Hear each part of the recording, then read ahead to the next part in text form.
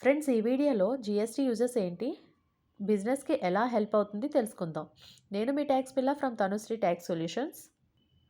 మనం goods or services కొన్నప్పుడు గవర్నమెంట్కి పే చేసే ట్యాక్సే జీఎస్టీ అని మనకు తెలుసు. సో ఈ జీఎస్టీ వల్ల గవర్నమెంట్కి మనీ వస్తుంది. ఆ మనీతో రోడ్స్, హాస్పిటల్స్, స్కూల్స్ ఇలాగా బిల్డ్ చేస్తారు.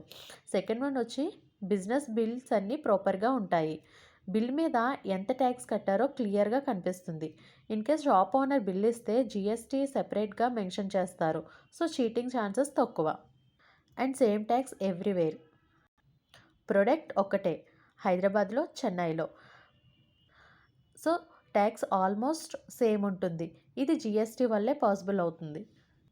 ఫోర్త్ వన్, బిజినెస్కి బెనిఫిట్.